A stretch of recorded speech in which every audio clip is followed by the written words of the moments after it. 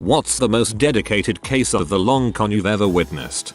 Don't know if an accidental one counts, but my so had a boss who was always pulling pranks, so one day he decided to retaliate. He got one of those cheap but persistent key finders that chirps when you whistle and placed it in the headrest upholstery of the boss's truck. 5 years later we were at company Christmas party and the boss and his wife are dragging out all the old pranks. So tells boss what he had done. Boss's wife freaks out and yells told you so. Turns out boss is mostly deaf in one ear and never once heard the chirping. Wife however kept hearing the sound and was losing her mind. They would turn down the radio to listen for it and there would be no sound. Turn it up and the chirping would start again. He was so sick of hearing her complain about it that he sold his truck. No more problems. He sold his truck. Pretty sure my so won. Thankfully it was long enough after he sold it that he wasn't mad. The poor buyer. OMG. The gnome conspiracy. Friend of ours found a weird garden gnome in her backyard, and it seemed to be pointing at her. She didn't put it there, and when we showed up for a barbecue, we found it right where she saw it. She was oddly afraid to touch it, but we all said it was obviously just some kids pranking her. It disappeared the next day. Few weeks later she saw a gnome just like it on her way to work. She even took a picture of it and I have to admit, it was pretty similar. She left it be and thought nothing of it until she saw another near the house of a friend of ours, and once or twice more in town. She saw another one outside a B&B in Edinburgh that we recommended, then in a hedge in Provence. Then she saw it in the background of a picture we all took in Vegas on our last day there, near the pool at the Mandalay Bay. We all agreed it did look similar, but we assured her it must simply be a popular model. I mean, it can't possibly be the same gnome. It's the same gnome. The owner of the B&B in Scotland is an old friend of ours, and he got it in the mail 2 days before she arrived. I positioned it on the side of the road several times, but she only saw it once or twice. I think she was beginning to suspect me, so when it showed up at our friend's neighbor's house, I was conspicuously out of the country. She actually accused me of doing this, but I just laughed and said A, I was on a different continent, and B, it couldn't possibly be the same gnome. If it was, there'd have to be dozens of people involved in some sort of conspiracy. That's actually pretty accurate, including several of her sisters and most of her friends. Oh, and it's been going on for 11 years now. The gnome is actually in the background of several more of her vacation shots, most recently in a coffee house in Seattle. I have a friend there and they met for coffee, and the gnome was there. She hasn't spotted it yet in the met your friend picture they sent me, but she will, and when she does, we'll all poo-poo it. Pretty sure she isn't on Reddit. Hate to blow this after so long. Holy crap, this is brilliant. Whenever you decide to end it, the finale should be having it show up somewhere she never goes in her house, like deep within the basement. When my brother started college, someone told him about a local bar that gave a free keg to anyone that brought in a 5-gallon bucket full of soda tabs. After 3 years of collecting tabs, he hauls this heavy bucket down to this bar and asks for his free keg. They look at him like he's nuts and tell him they have never done that. This just makes me sad. Not specifically a con, but I worked with a guy who had a pickup truck and one day found an entire bag of household trash in the back of his truck. He went through the bag of trash and found an envelope with an address. Now, rather than returning the trash, he took the address and signed the person up for every conceivable piece of junk mail for years. Any kind of offer this guy got, he filled it out with that address and sent it his way. That's some dedication. Hopefully it was the right address.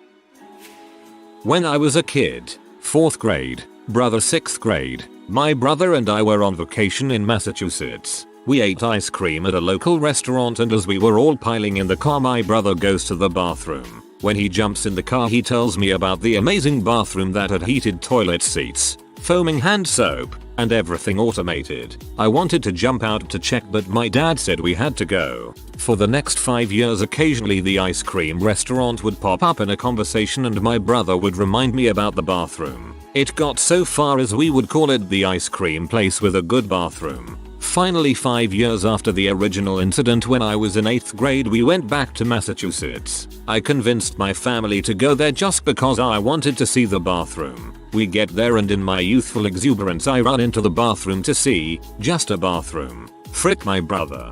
This is pretty much every bathroom in Japan. The heated toilet seats are amazing. If I recall correctly, the serial killer Ted Bundy got dumped by his girlfriend when he was younger, so he spent years becoming the exact person she wanted him to be, made her fall completely in love with him, and then he just broke her heart, simply for revenge for her dumping him all those years ago. That's dedication. He also killed over 30 people who wore their hair like hers, so there's that. Probably too late for this, but in my office there's 6 of us with cubicle-like setups, formed by each other's desks. They have high shelves, which are the walls. 3 of us decided that as a practical joke, we would slowly move the 2 desks that formed our co-workers' walls an inch and a half closer every week. For almost 4 months we moved those desks every Monday morning, an inch and a half at a time.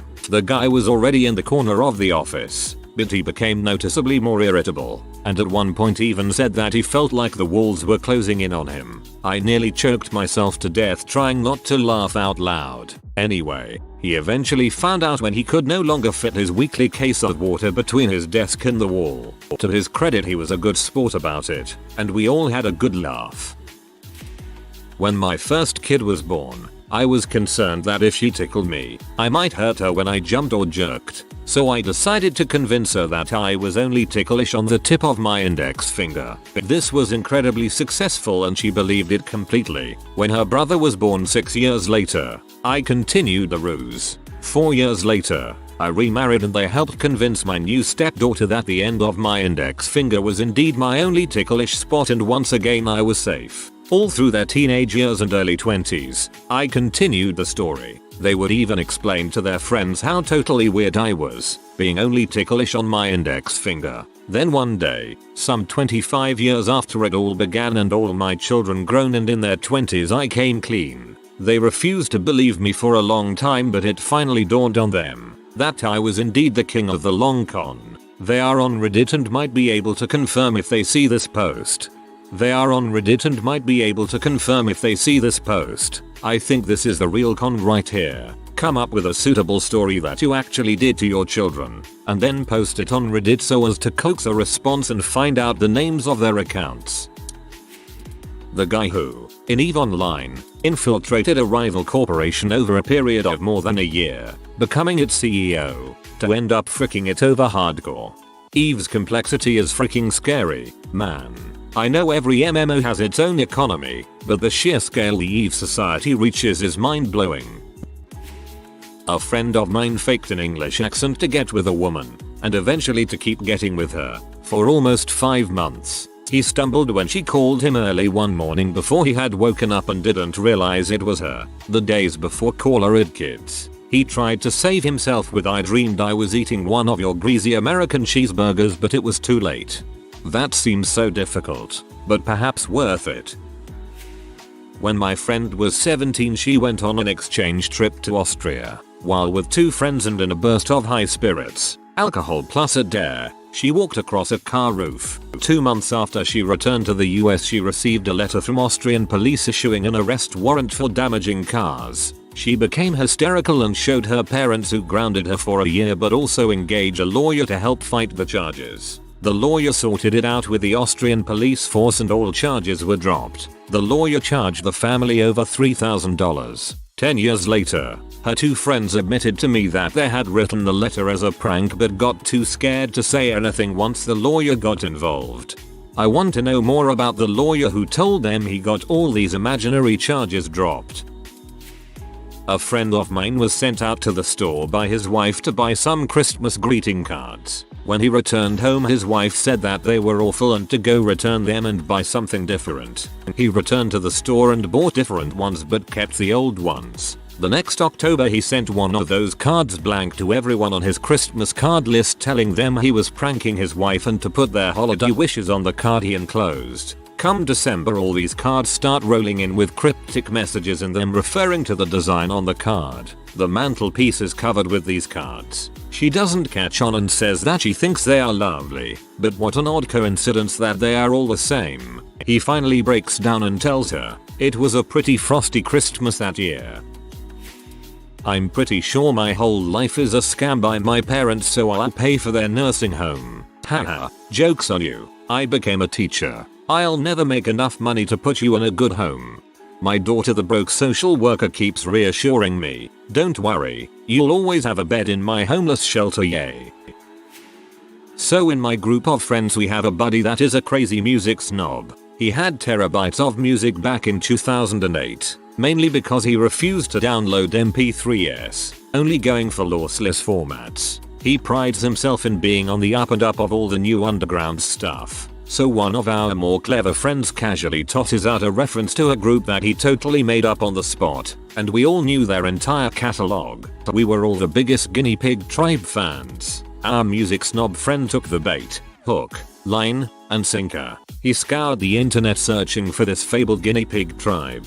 He tried to call us on it, stating they didn't exist. We said he wasn't searching hard enough. One of us produced a track and played it for him. He continued his search. Dude got laughed out of dozens of underground music forums. Anytime we found out he couldn't go to a show, we were all headed to. One of us would Photoshop GPT into the flyer. He would get so mad that he couldn't attend. This went on for a solid year. It all came to a head when he was lamenting once again that he was going to miss another performance by the most innovative music act the world has ever seen, when the friend that started it all, just as casually as it began, replied, "What are you talking about, dude? You're the one who introduced GPT to us," then sent him a photoshopped photo of all of us in a group, complete with him wearing a GPT shirt. He refused to talk to us for a solid month. Not calling you out, but the Photoshop picture be nice. My mother is a huge Chicago Cubs fan.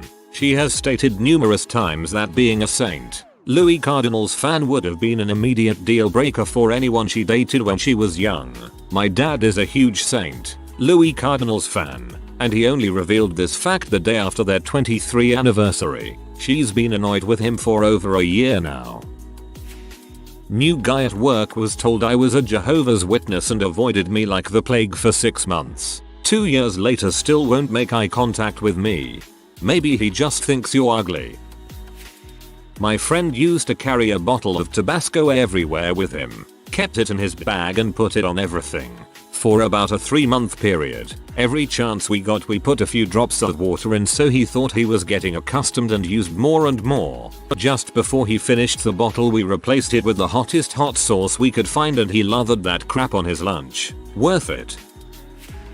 I'm a firefighter. Firefighters sometimes have too much time on their hands, so our jokes and pranks can reach epic levels. Years ago, I worked with a guy who was obsessed with his gas mileage. He wouldn't shut up about it, would give us updates every shift, was constantly reading ways to improve it. It was ridiculous. Eventually the rest of us hatched a plan. We brought in a few empty gas cans and a siphon pump. Every shift, we would siphon off some of the dude's gas and hide it in the shed out back. This went on for weeks. Gasman was going absolutely apeshit. He couldn't figure out what was going on. This was terrible. He has to run the numbers again to make sure it was really happening, etc. Eventually he took his car into his mechanic to see why his mileage had dropped so precipitously. He was practically tearing his hair out, going freaking crazy. Gasman descended into a funk. Finally, when we decided he had hit rock bottom, we launched phase 2. Every shift, we started taking some of the gas we had squirreled away and put it back into his car. Gasman lost his crap. He's suddenly getting insane gas mileage. He doesn't know whether to laugh or to cry. The numbers just don't add up, but it's like he's driving a magic car. And then after a few more weeks, we were out of gas, and just like that everything went back to normal. We kept our mouths shut, and from that day to this, Gasman has been telling the story of the great summer gas mileage mystery to anyone who will listen. When Gasman retires, we'll let him in on the caper, but not a day before. I swear I've read almost this exact story on Reddit a few years ago, but it was a guy who was a lobby mechanic helper at a car dealership, and it was the other mechanics and crew there involved. Not to specifically call bulls on this story, but I am rather suspicious. For about 7 years now, I would call my friend from a blocked number, someone else's phone, or in recent years one of those fake phone apps, and I will make farting sounds into the phone. There's never telling when it'll be. There might be a 6-month interval between 2 calls, or it could be a couple weeks. Sometimes he'll hang right up and other times he'll interact with me and ask questions about how this mysterious farter is doing, and I'll make different pitches for him as if I'm speaking in fart. Not sure if I'll ever tell him. Gives me a good laugh when I do it. This is evil. I'd be scared shitless that there is some crazy stalker with vibes out to get me. Over the last 3 years, anytime I need to use an Allen wrench, I wait until my girlfriend is around and refer to it as a Sir Allen wrench. Then drop in a tidbit about it being named for Sir Allen of Wales. I've only needed an Allen wrench like 5 times over 3 years, and she has yet to be in a situation, to my knowledge, where she needs one, but the day she does will be worth it. This is delightful and I'm stealing this. My friend is getting his PhD solely to force his father to call him doctor. Last name. He starts next year. No one else will have to call him that, just his father. There was a fellow in NYC in the early 1980s who typed up invoices for cleaning supplies and sent them to multiple business headquarters for payment. Since his invoices sounded reasonable in price, many just paid it, even though he was sending nothing. He did it for years and would have kept going, but had the bad luck of sending a bill to an accountant who checked on a double entry system and announced the scam. Another flavor of this is to send invoices that say in tiny, odd font text not an invoice but rather an offer for stuff businesses buy. Some guy in accounts payable signs off on it, and they've bought several $1,000s worth of questionable quality toner cartridges for printers they don't own. If my dad mentions a song title in a conversation with my mom, she will pretend not to know what song he is talking about to the point where he will start to sing nearly the entire song. She always knows the song he's talking about but she thinks it's hilarious. She's been doing this for 32 years and still hasn't told him. If you ask my in-laws, it was me moving in with their son in his trailer in the middle of the woods 5 years ago. I'm still waiting for that gold they think I'm digging from him. My older uncle always used to torment my younger uncle when they were kids. Not in like the normal way, but serious psychological torment. The one that comes to mind was when my younger uncle was about 8. The older one spent 3 months peppering in stories of a monster in the neighborhood. Even began an urban legend in his school about this crap. My younger uncle was scared shitless of it. He wouldn't go out to hunt. His favorite thing. Because of it as well. This whole thing kept going for around 3-4 months. Ultimately culminate in the older one hiding outside the younger one's window with a mask on and tapping on the glass for about an hour while he screamed inside. Probably too late for this, but I heard this to my father's friend. He worked in a hotel's accounts department, so apparently one employee, Mr. From the kitchen depth, would go about talking how he invests his money and earns about 12% interest. So a few people gave him money to invest and he did deliver. Soon word spread and he had like 200 plus investors in his scheme. And you have to realize that he handled these investments for more than 12 years and delivered. Even the hotel's employee union gave him a huge chunk to invest. So things were quite good when one day this guy clocks out of work as usual. Then after that he stops answering calls. He stops showing up to work. Agitated with this fact, lot of employees went to his address. They were shocked to know that the guy had sold his house to someone. Then imagine their reactions when they realized that the day he clocked out the last time, he went from work to the airport and he and his family left the country. He took around $700,000 with him. One of my current co-worker worked at this hotel and asked him about it and he confirmed it too. I know a guy who said he had been earning a 10% return consistently in like 2005, and it was easy as cake and risk-free and no commitment, because he had a guy. It was more than likely Bernie Madoff. Nobody was earning 10% on short term with no risk in 2005. I have a friend who has a Middle Eastern father and a Scottish mother. We're in the UK. He told a couple of dumb people in our class at college that he was a practicing Jew. He then told everyone at his new work the next year, as well as everyone at his university when he left home, just because he found it funny to mislead people who can't see through his lie. He is now a couple of years deep into a ridiculous lie with seemingly no way out, and no good reason for why he'd ever lie about such a thing to explain to most of the people he sees day to day. There was a guy in Bristol, UK, who pretended to be a parking ticket man in the car park of a zoo. He'd go up to cars and ask for £1 and give the driver a ticket. He did this for 20 years. The zoo assumed he was with the council and the council assumed he was with the zoo. After 20 years he just disappeared, and only then did the zoo and council realize he was just conning everyone. He left with what was probably millions and got away with it. That's not a robbery, that's a career. A guy I dated. We met 20 years ago. Kids were in kindergarten together. We hired him to build an addition. He misappropriated $20,000. We sued him, won in mediation. My long-term relationship spilt and his marriage ended. He and I met again 10 years later. We dated. Had him to do work on my house again. He scammed me out of $10,000. Said it was payback. He disappeared. TLDR. I'm an idiot. Someone named Peter Dubes enrolled in my university and college, on-campus accommodation chapter house, but never showed up. Other students did his assignments and sat his exams for him, sharing the workload around. They even paid his fees. Apparently they got him all the way to graduation before the uni realized what was going on. Or at least, that's the rumor. What we do know is that his name has been used as a prankster pseudonym for decades. Dubes did it was our I know nothing. I overheard some members of the class of 1960 something reunion laughing about the pranks that had blamed on Dubes. We couldn't believe it went back that far, so we asked them a few questions. Apparently Dubes began decades before they came to the college. Who started the Dubes con? Maybe we'll never know. Maybe Dubes did it. My great-grandfather was Ukrainian. Before my grandmother's sister was born, he argued with my great-grandmother about the name. He wanted a Ukrainian name and she wanted something more English. Eventually he gave in. When she was born, my great-grandfather went and registered her name while they were at the hospital. When he came back and he told my great-grandmother that he had registered her name as Agnes just like they had agreed. Fast forward a lifetime. When she hit her 80s, Agnes needed her birth certificate for some sort of social security thing, as she had never been given it by her father, and being born in Canada in the early 1900s, a lot of that stuff wasn't as important back then. So she sent in the forms to get the Canadian government to reissue her birth certificate. When it finally came, the actual first name on it was Anishka. No one in the family except for my great-grandfather had ever known this until this point, and he had died many years before, so she couldn't even confront him about it. He had taken the secret right to his grave. If that's not a long con, I don't know what is. If you are new to the channel, you can subscribe. I publish new videos every day.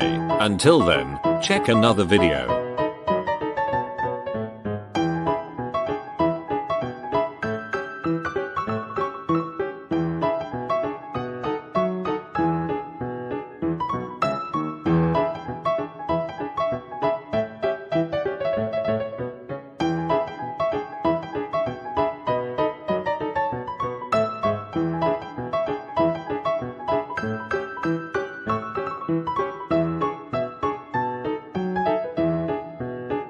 Bye for now.